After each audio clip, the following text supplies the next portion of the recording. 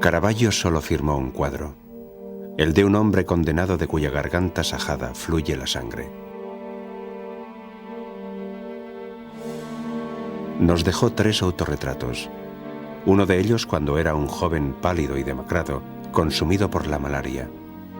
Otro a los 30 años, como si fuera testigo de un asesinato. Y el tercero ya en los últimos días de su corta vida, donde se representa como un gigante espantado y decapitado. De Milán a Roma, de Génova a Nápoles, de Sicilia a Malta, frecuentó los salones de los palacios más principescos y las cárceles, en una vida de aventura que finalizó en drama. Pero por encima de todo, en las 2 décadas anteriores y posteriores al 1600, pintó una serie de obras maestras que cambiarían la historia del arte. Con Caravaggio ya no somos espectadores, somos testigos oculares de la acción que está teniendo lugar ante nosotros, acción que nos implica directamente.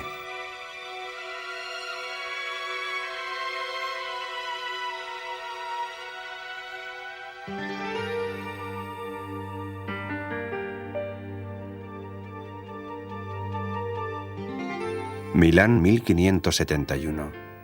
Según los estudios más recientes, este es el año y el lugar de nacimiento del pintor. Al igual que la serpiente del escudo de armas del castillo, el poder del ducado de los Sforza se ha venido abajo. Tras muchas batallas, España domina las tierras de Lombardía. Milán pasa a ser una colonia del imperio de Carlos V y, posteriormente, de su hijo, Felipe II. En el castillo, convertido en cuartel, aquellas espléndidas fiestas cortesanas ofrecidas por Leonardo para Ludovico el Moro son un recuerdo lejano.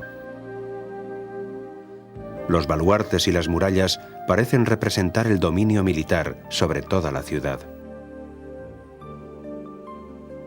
Rodeada por los poderosos muros españoles, Milán ya no es una ciudad-estado y pasa a ser administrada por un gobernador asignado por Madrid. El nombre real de Caravaggio era Michelangelo Merisi. Su padre, Fermo Merisi, era el administrador de las propiedades del Marquesado de Caravaggio, una ciudad en la provincia de Bérgamo. Esto explica por qué el pintor fue conocido por ese sobrenombre.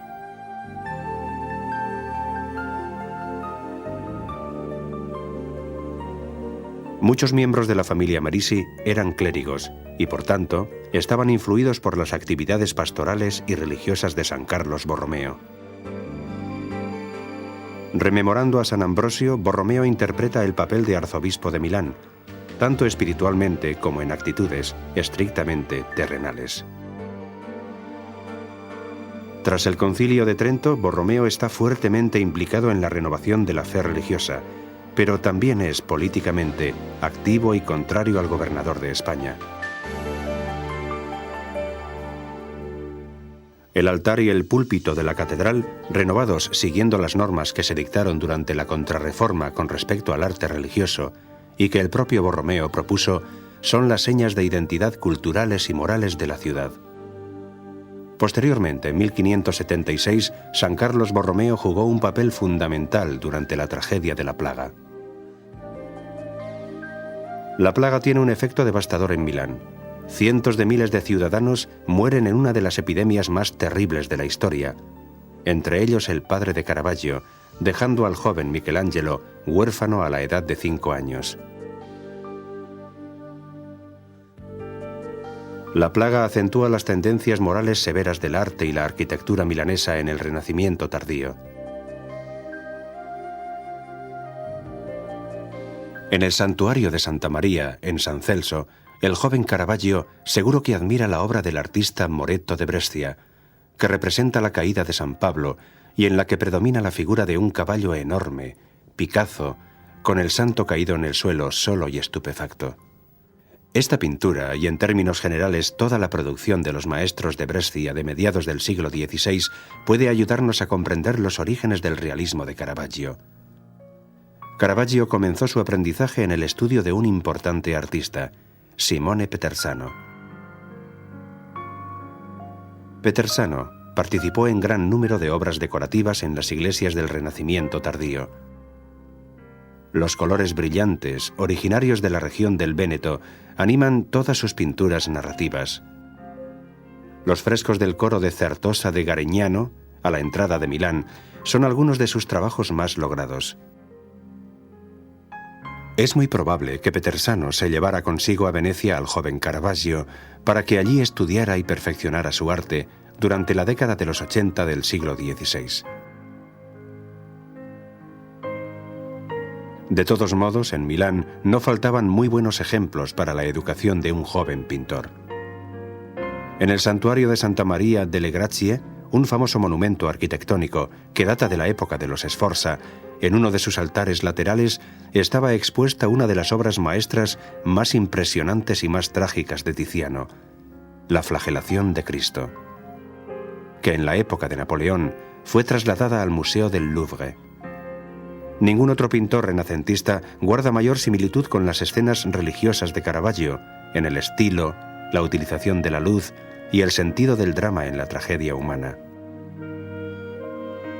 Seguro que Caravaggio pasó muchos días de su adolescencia en el convento dominicano de Santa Maria delle Grazie. Además de la pintura de Tiziano, el joven artista también tuvo la oportunidad de estudiar, con todo detalle, la Última Cena de Leonardo y utilizarla como instrumento para estudiar las emociones, expresiones, sentimientos y movimientos del alma.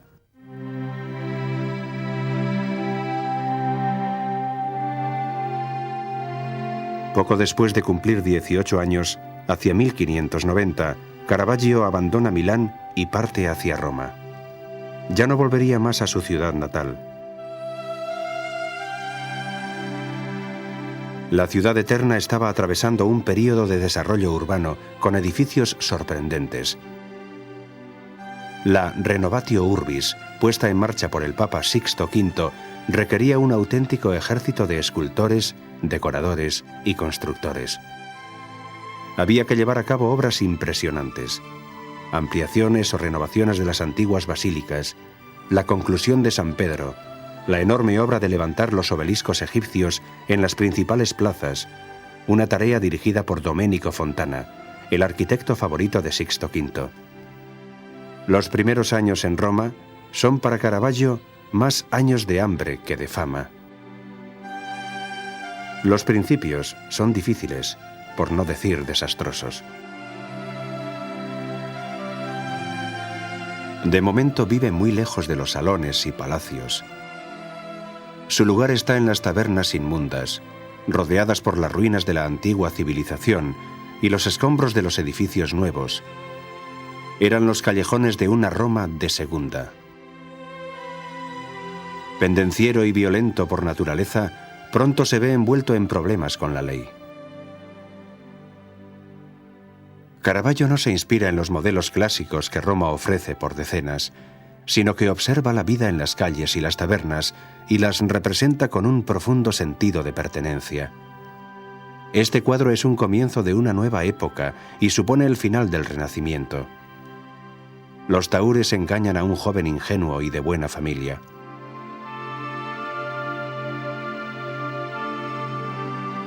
La risueña gitana lee la palma de la mano de un joven inocente y al mismo tiempo le roba el anillo.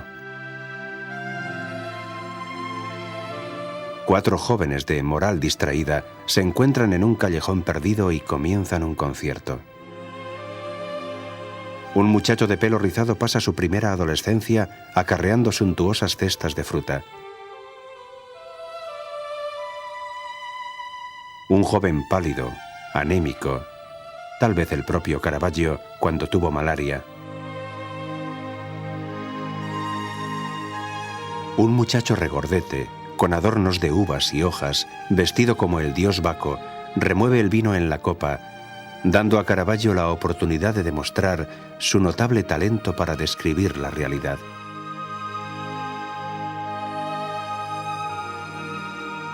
Finalmente, alrededor de 1596, la primera versión de La Cena de Emaús, ahora en Londres, con los rostros sorprendidos de los discípulos ante las revelaciones de Cristo, cuya figura lleva el sello explícito de Leonardo. La mesa está decorada con otra asombrosa cesta de frutas, además de un pollo asado.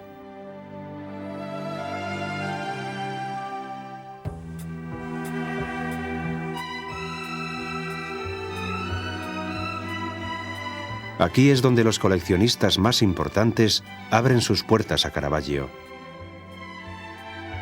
La Galería Doria Pamphili en Roma ha mantenido la apariencia de una suntuosa galería barroca. A los 25 años, después de que el cardenal del Monte reparara en él, Caravaggio deja las sombras de los callejones y entra en el opulento mundo aristocrático de mercantes y coleccionistas. Cardenales entendidos en arte y críticos quedan maravillados ante el nuevo estilo del joven pintor lombardo, que durante estos años pinta algunas de sus obras más poéticas.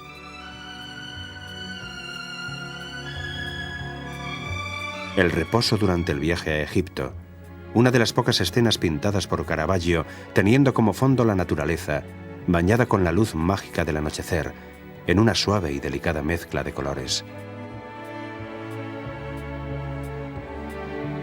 El día se está apagando bajo el sonido de una viola, que toca un ángel blanco, mientras San José sostiene la partitura. Incluso el ángel parece un personaje de la vida real, en este milagroso momento en el que lo humano y lo divino se encuentran.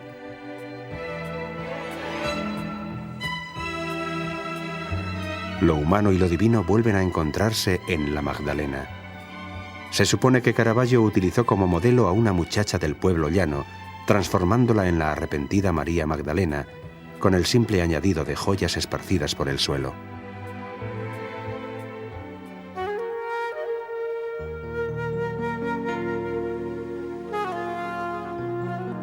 El año 1600 marca un cambio claro en el estilo de Caravaggio.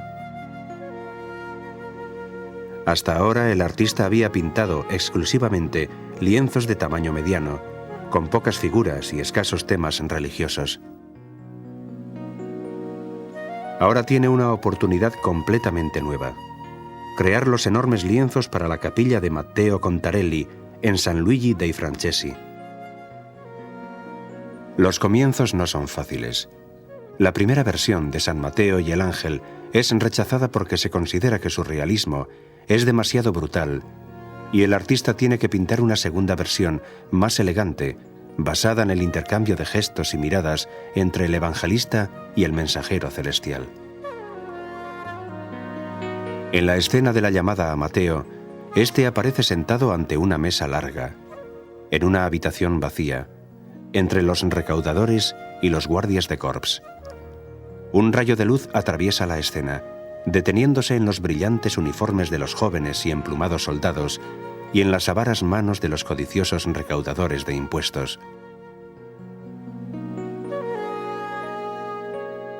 Cristo aparece parcialmente tapado por la figura de San Pedro.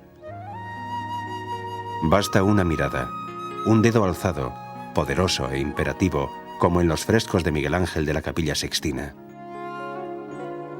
San Mateo, al igual que los apóstoles en la Última Cena de Leonardo, reacciona ante tal gesto intimidatorio señalándose a sí mismo, asombrado y perplejo.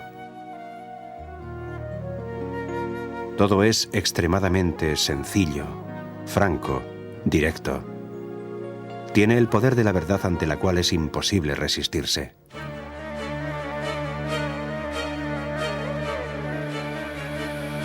El martirio de San Mateo es descrito como una ejecución brutal. El ejecutor irrumpe en la iglesia durante la misa y atraviesa al sacerdote con su espada. Este cae rodando por las escalinatas del altar. El asesino grita. San Mateo, en el suelo, gime. Un niño del coro escapa chillando. La gente retrocede, huye. Se crea un espacio vacío alrededor del mártir y desciende la oscuridad del horror. Por arriba aparece un ángel solitario que lleva en sus manos una rama de palma, símbolo del martirio, y el santo entra en el cielo. Atrás, en la esquina de la izquierda, puede verse a un hombre pálido de unos 30 años de edad. Es Caravaggio, cuya presencia indica su papel como testigo del suceso.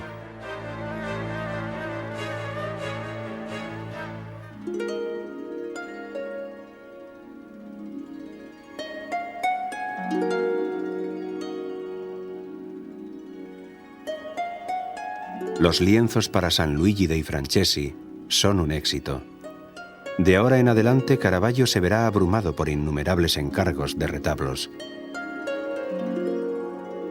Para la hermosa e histórica iglesia de San Agostino, pinta una soberbia obra maestra, la Madonna de los Peregrinos, en el altar consagrado a la Santa Casa de Loreto. El artista escoge un escenario sencillo y poéticamente humilde. La Madonna es una mujer del pueblo llano, de cabellos oscuros, que lleva al niño en brazos y se apoya en el quicio de la puerta. De rodillas, temerosos y sobrecogidos por la emoción, hay dos ancianos peregrinos.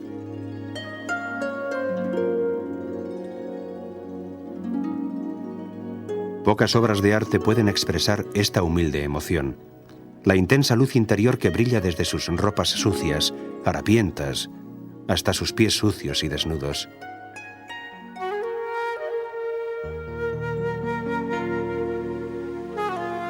La autenticidad, la calidad humana y el claroscuro de la obra de Caravaggio parecen estar muy lejos del clasicismo aristocrático, casi un luminoso resumen de toda la historia del arte, desde la antigüedad hasta el Renacimiento.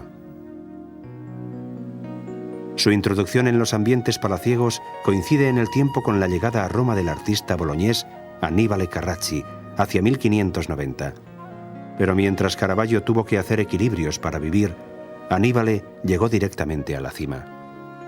Respaldado por su merecida fama como pintor y hombre de cultura, recibe el más prestigioso de los encargos para un pintor, la decoración de la majestuosa galería del Palacio Farnese. Los amores y las vidas de los dioses de la antigüedad, representados en pinturas brillantes, elegantemente aristocráticas, pero al mismo tiempo fluidas, claras y atractivas.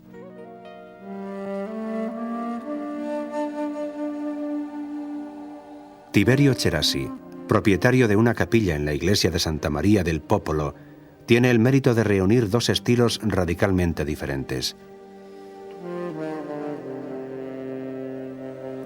Annibale Carracci pinta la Asunción sobre el altar, mientras Caravaggio es el responsable de los lienzos laterales.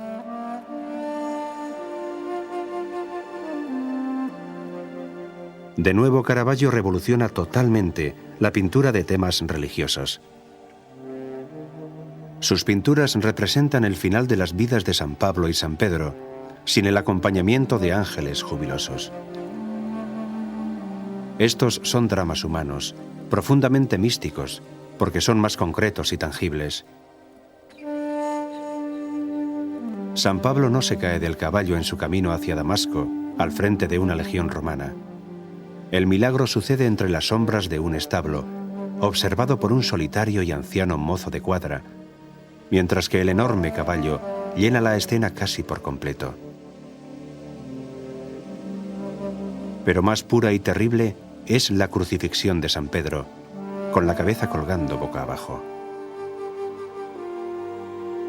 Nadie observa la ejecución. 3 guardias intentan levantar la cruz, y Caravaggio casi parece sentir piedad por esos infelices que deben realizar un trabajo tan duro y tan repugnante. Mientras tanto, San Pedro, con las manos y los pies clavados, mira a su alrededor con una expresión de aturdimiento, en busca de una señal imposible de socorro. La ascensión continúa. Para la iglesia de Santa María en Vallicella, un auténtico taller de artistas del barroco romano, Caravaggio pinta el monumental El entierro de Cristo, hoy en las galerías vaticanas.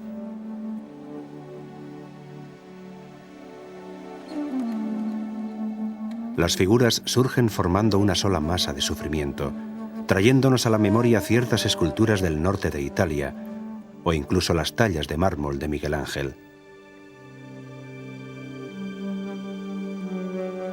También le hacen un encargo para la Basílica de San Pedro, una Madonna para el altar de los lacayos.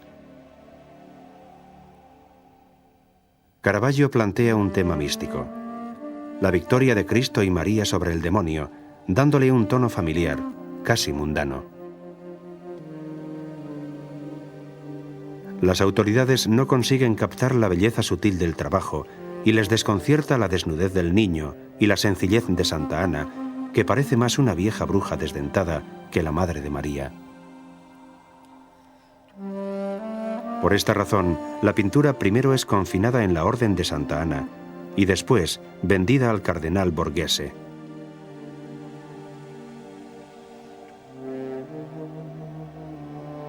(1606). Dos escándalos acaban con la carrera de Caravaggio en Roma. El artista tiene ahora 35 años y se ha convertido en un punto de referencia para los artistas europeos que visitan Roma, tales como Rubens. Pinta la muerte de la Virgen para el clero de Santa María de la Scala. Es una escena de una pobreza digna y de un profundo sentimiento desarrollada entre los pobres. Causa un gran escándalo.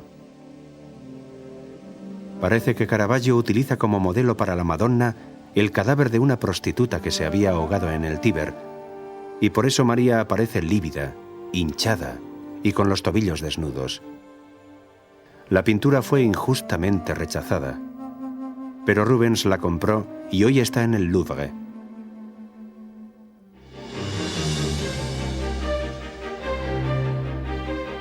Aún más graves fueron los acontecimientos sucedidos una tarde de mayo. Durante un partido de fútbol, los dos equipos rivales se enfrascan, por un motivo banal, en una pelea. Caravaggio participa en la trifulca y resulta herido, pero a su vez mata a un adversario, el sargento Ranuccio Tomasoni. La noticia se propaga. Las autoridades van en busca de Caravaggio, pero este consigue escapar de Roma con la ayuda del príncipe Colonna. Procesado en rebeldía, es condenado a muerte. Caravaggio a menudo ha pintado decapitaciones. Ahora sabe que puede seguir el mismo destino.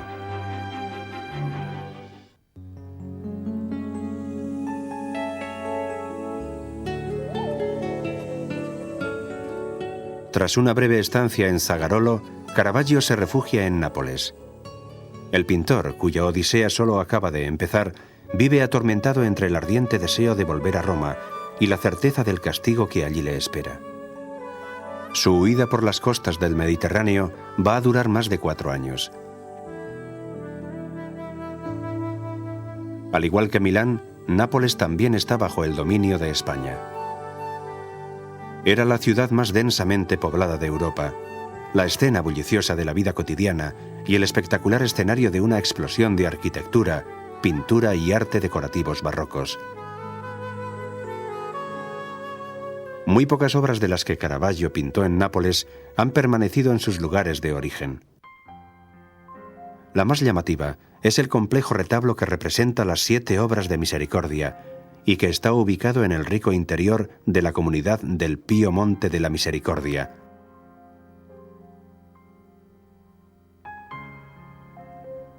Caravaggio reúne, de forma genial, varios episodios en una sola escena, que al primer vistazo podría casi parecer un cuadro de la vida diaria y real en los cuarteles españoles.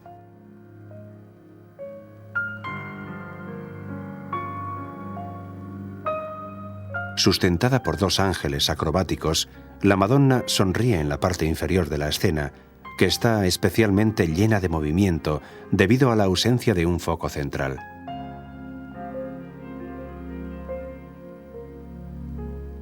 Todavía se conserva el contrato original donde se consigna que los honorarios que percibirá el artista ascenderán a la cantidad de 470 ducados.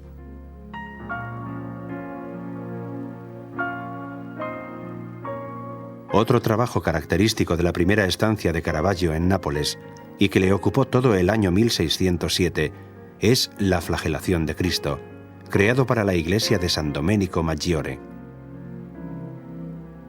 Tal vez este trágico círculo de guardias, azuzando a Cristo, que está atado a un pilar y esculpido en sombras, contenga viejos recuerdos del retablo de Tiziano, que Caravaggio vio en Milán, siendo aún un muchacho. Después de realizar su última obra maestra, el artista pone rumbo hacia otro lugar. Le espera una prestigiosa estancia, pero de nuevo termina dramáticamente.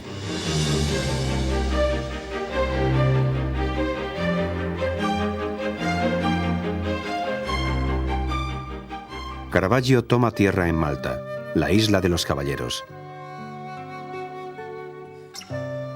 Arrojados de Rodas, que fue tomada por los turcos a principios del siglo XVI, los caballeros de San Juan transforman a Malta en una inmensa fortaleza.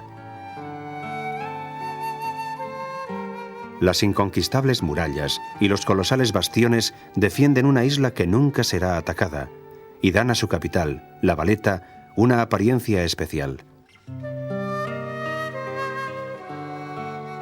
Los hijos de las grandes y nobles familias de Europa, los caballeros de Malta, crean una singular élite cultural, religiosa y militar. Caravaggio se integra perfectamente en la comunidad maltesa. Pinta a los caballeros y al gran maestre, Alof de Viñacourt. Todos le rinden honores y el 14 de julio de 1608 es admitido en la orden. En el corazón de la sociedad maltesa se encuentra la Catedral de San Juan de la Valeta, suntuosamente decorada y transformada en un magnífico mausoleo para los caballeros. La primera pintura de Caravaggio para la catedral es un imponente San Gerolamo, cuya figura está llena de luz. Después, y para una de las capillas laterales, crea la mejor de sus obras, la decapitación de San Juan Bautista. La escena se desarrolla de madrugada, con una pálida luz que se filtra en el sórdido patio de una prisión. San Juan está en el suelo, con el cuello sajado por la espada. Pero lo más horrible es que la ejecución ha resultado fallida y el verdugo, siguiendo las órdenes de un oficial, se está preparando para asestarle el golpe mortal.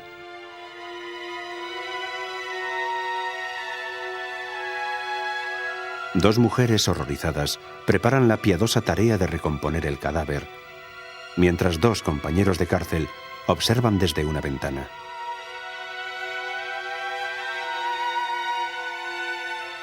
La pintura es un grito de angustia contra la violencia. Caravaggio, de quien debemos recordar que había sido condenado a muerte por asesinato, se identifica a sí mismo con la figura de San Juan, hasta tal punto de trazar su firma en la sangre que fluye de la herida.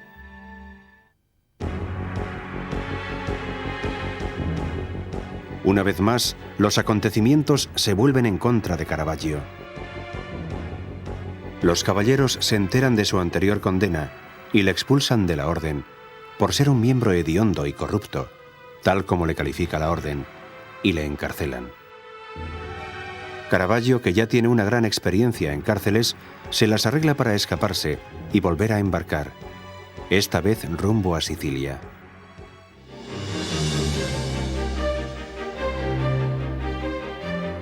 En su ruta por Sicilia recorre Palermo, Mesina y Siracusa. En esta fase, su arte experimenta otro cambio y pasa a ser más tenso e incluso más dramático, con espacios abiertos, extensos, que amenazan a sus personajes. La estancia en Siracusa es especialmente creativa. Caravaggio visita los restos arqueológicos de la ciudad griega y queda impresionado por las latomías, las enormes cuevas que se abren tras el anfiteatro griego.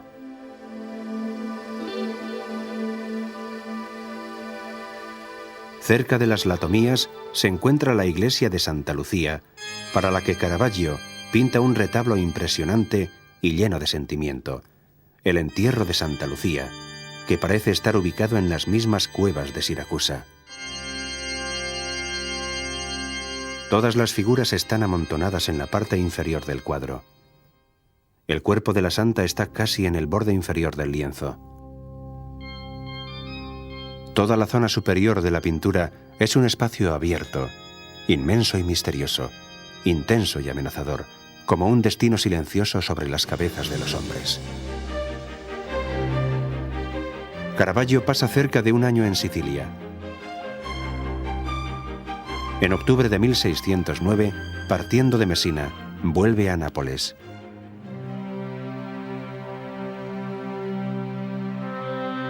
La segunda estancia de Caravaggio en Nápoles está marcada por algunos maravillosos trabajos y por nuevos contratiempos.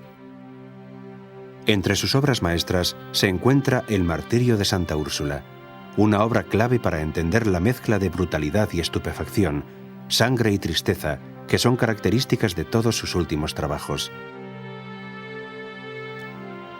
El artista está esperando un perdón del Papa. De momento no puede volver a Roma directamente desde Nápoles. Tendrá que atravesar los puertos de la zona de Grosseto, que es un protectorado español. Mientras tanto siguen las trifulcas. En una pelea de taberna, Caravaggio resulta herido y queda desfigurado. Tal vez esta herida que recibió en Nápoles sea la misma que reaparece en la frente de Goliat en su último y macabro autorretrato. En su David con la cabeza de Goliat se intuye una soledad cruda y amarga. La única señal de piedad parece surgir de David, que sujeta la cabeza del enorme gigante, cortada y derrotada.